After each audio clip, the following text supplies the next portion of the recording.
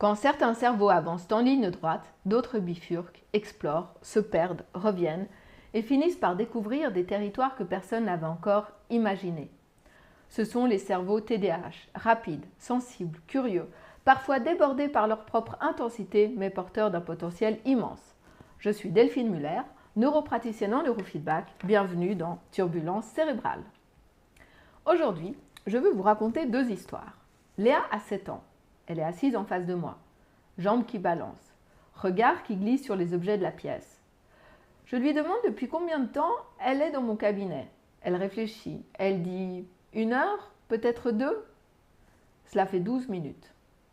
Quelques jours plus tard, je reçois Antoine, 34 ans, ingénieur, diagnostiqué TDAH à l'âge adulte.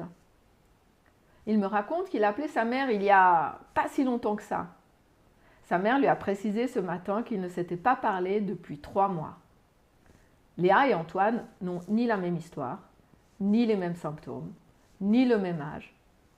Mais ils partagent quelque chose de fondamental, quelque chose dont on parle peu, quelque chose qui n'a pas de nom dans les critères diagnostiques officiels et qui pourtant traverse toute la clinique du TDAH. Ils ne perçoivent pas le temps comme nous. Aujourd'hui, je veux vous parler de cette particularité que les anglophones appellent time blindness, la cécité au temps. Et je veux surtout vous parler d'une distinction, une seule, qui change toute la lecture clinique du TDAH. Cette distinction tient en 4 mots, maintenant ou pas maintenant, now ou not now. Pour la plupart des cerveaux, le temps est un continuum, une rivière. On y voit le futur s'approcher graduellement. On sent le passé s'éloigner par degrés. Et entre les deux, le présent a une épaisseur, une durée perceptible. Pour beaucoup de cerveaux TDAH, ce continuum n'existe pas. Le temps est binaire. Il y a ce qui est maintenant, saillant, urgent, capable de mobiliser le cerveau tout entier, et il y a ce qui est permanent, neutre, abstrait, presque inexistant, jusqu'à la seconde où cela bascule brutalement dans le maintenant, généralement trop tard. C'est cette bascule qui explique l'examen révisé en une nuit, le rapport rédigé à 4 heures du matin la veille de la deadline, le cadeau d'anniversaire acheté 3 minutes avant la fête, la consultation médicale qu'on jure de prendre depuis 8 mois et qu'on prendra demain. Vraiment, c'est promis. Ce que l'entourage lit comme de la procrastination, ce que les enseignants lisent comme de la négligence, ce que les conjoints lisent comme un manque de considération, c'est très souvent autre chose. C'est un cerveau pour qui ce qui n'est pas immédiatement présent peine à exister. Pour comprendre comment un cerveau en arrive là, entrons dans une scène très concrète. Vous êtes assis à votre bureau. Il est 14 heures. Vous vous dites « Allez, dans 10 minutes, j'envoie ce mail ». Dans un cerveau neurotypique, cette intention va être maintenue par le cortex préfrontal, comme une note de fond qui reste audible pendant que vous faites autre chose. Vous ouvrez un autre dossier, vous répondez à un collègue, mais quelque part, le mail continue d'exister comme intention active. Dans un cerveau TDAH, cette note de fond s'estompe.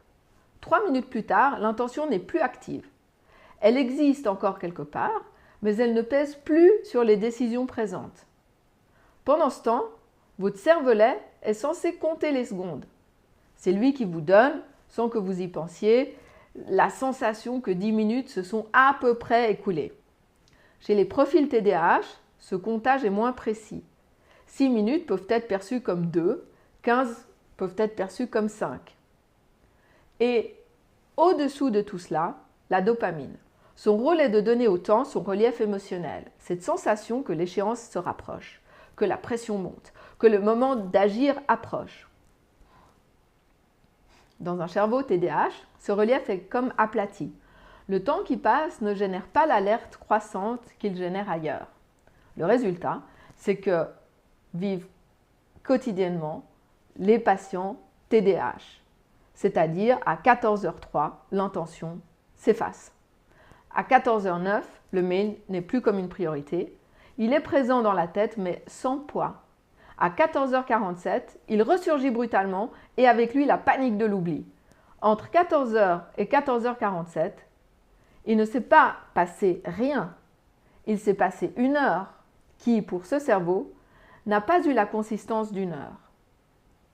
Russell Barkley, qui étudie ce phénomène depuis 40 ans, le résume ainsi. Le TDAH est, en son cœur, une cécité au futur. Le futur ne se voit pas, il se devine, il s'approxime, il se manque. Ce qui est moins souvent dit, et qui me semble pourtant essentiel cliniquement, c'est que cette cécité concerne aussi le passé. Antoine, l'ingénieur de tout à l'heure, n'avait pas oublié sa mère. Il avait perdu la capacité de mesurer combien de temps s'était écoulé depuis leur dernier échange. Pour lui, 5 mois, 3 mois et 3 semaines avaient à peu près la même densité subjective. Cette compression et cette dilatation arbitraire du passé créent une expérience temporelle particulière. Non pas un fleuve, mais une succession de présents juxtaposés. Et cela a une conséquence clinique majeure que j'observe presque tous les jours. Pour qu'une conséquence enseigne quelque chose, il faut que le lien entre l'action et son résultat soit perçu comme tel dans le temps. Quand ce lien est flou, la leçon ne s'imprime pas.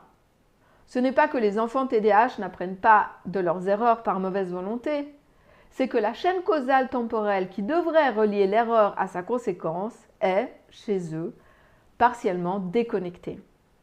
Cela explique pourquoi la sanction différée, si efficace pour beaucoup d'enfants, fonctionne si mal pour les profils TDAH. Le « tu seras puni ce soir » prononcé à 9 h du matin n'a, à 9 h 12, déjà presque plus de réalité. Il y a un dernier point que je veux soulever, parce qu'il est rarement nommé. Cette architecture temporelle particulière n'est pas un déficit. Elle façonne aussi un rapport au présent d'une intensité particulière. Quand on vit dans le maintenant, on y vit pleinement. Beaucoup de patients TDAH décrivent une capacité à se laisser absorber par l'instant, que les cerveaux neurotypiques d'ailleurs leur envient parfois. Le revers, évidemment, c'est que cette absorption se paie au prix fort dans tous les domaines qui exigent de tenir le futur en tête. La santé, la planification financière, la régularité relationnelle, l'observance thérapeutique. Ce n'est pas un trouble de la volonté, c'est une architecture. Cliniquement, qu'est-ce que cela change? Cela change qu'on cesse de demander à un cerveau TDAH de voir ce qu'il ne voit pas. On lui donne des points d'appui externes, pas par confort, mais par nécessité neurologique. Premier appui, prendre le temps qui s'écoule, physiquement perceptible. Une horloge classique demande au cerveau de calculer. Il est 14h15, mon rendez-vous est à 14h45, donc il me reste 30 minutes. Pour un cerveau TDAH, ce calcul est coûteux et l'information qui en sort reste abstraite. Un minuteur visuel, à l'inverse, montre le temps. On voit une portion colorée diminuer, une barre se vider, un disque se réduire. Le temps cesse d'être une information à traiter pour devenir une donnée sensorielle. C'est la différence entre lire la météo et sentir la pluie. Deuxième appui, sortir les échéances de la tête et les installer dans l'espace. Une deadline mémorisée existe peu pour un cerveau TDAH. Or, une deadline écrite en gros sur un tableau face au bureau, surlignée, datée, présente dans le champ visuel chaque fois qu'on lève les yeux, existe beaucoup plus. Le futur abstrait devient un objet physique dans la pièce. Troisième appui, fragmenter le futur lointain en une série de présents. Demander à un cerveau TDAH de travailler sur un projet rendu dans 3 semaines, c'est lui demander de se mobiliser pour quelque chose qui, neurologiquement, n'existe pas. Lui demander de travailler 40 minutes aujourd'hui, là, maintenant, sur la première étape, c'est lui donner une échéance et elle existe. 3 semaines deviennent une succession de 40 minutes successives. Chaque 40 minutes est un maintenant.